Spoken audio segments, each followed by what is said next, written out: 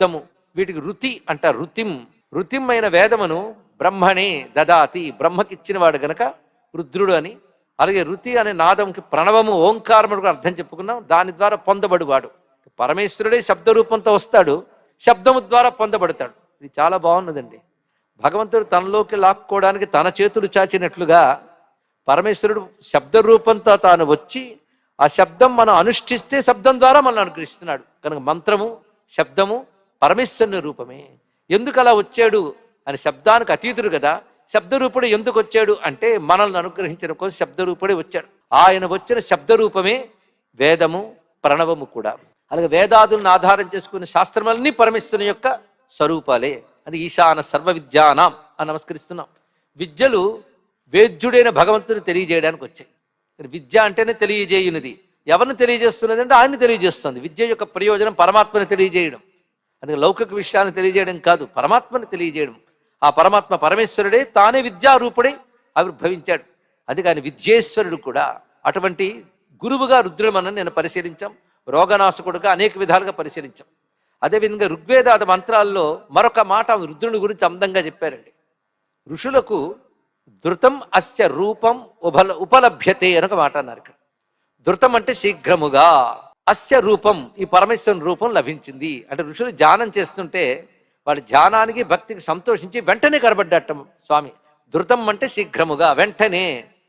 పరమేశ్వరుడి యొక్క రూపము ధృతం, వెంటనే కనబడింది కనుక ధృతం రూపం ఈ రెండు తీసుకుని రుద్ర అన్నారు. ఇక్కడ అంటే వెంటనే అనుగ్రహించువాడు మరొక అర్థం.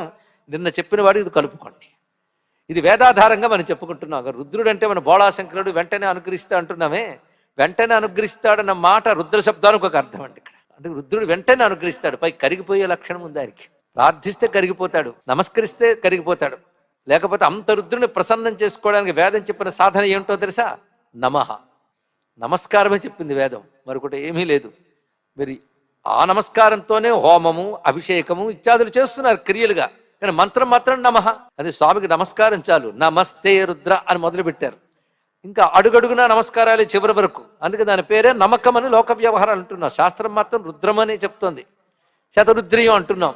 కానీ నమ్మకం అని ఎందుకు వచ్చింది? నమస్కార బాహుళ్యం చేత దానికి నమ్మకం అని పేరు వచ్చింది అయ్యా అన్నారు. ఎన్ని నమస్కారాలండి! భగవంతుడి నమస్కారం తప్ప మనం ఏమైనా ఇవ్వగలమా మనం? అందుకే రుద్రం నమః, ఇవ నమ్మకం అనే మాటకి వాళ్ళ అర్థం మనం చెప్పుకుంటున్నాం. నమస్కరిస్తే సంతోషిస్తాడు స్వామి. నమస్కరిస్తే సంతోషించే వాళ్ళు ఎవరూ లేరు. మొత్తం అన్నీ చేసిన తర్వాత మీకు నమస్కారం అండి అంటే సరిపోతుందా అండి? కానీ పరమేశ్వరుడికి ఏదైనా ఇచ్చి సంతోషపరచుదామా అంటే నీకు ఏమి ఇవ్వగలవయ్యా నువ్వు అన్నాడు ఇక్కడ. అందుకే స్వామి నీకు ఏమి ఇవ్వగలనయ్యా అన్నారు శంకర భగవత్పాల్ వారు. ఏమైనా ఇవ్వాలి అంటే వాళ్ళ దగ్గర ఏమి లేవో చూసుకుని ఇవ్వాలి.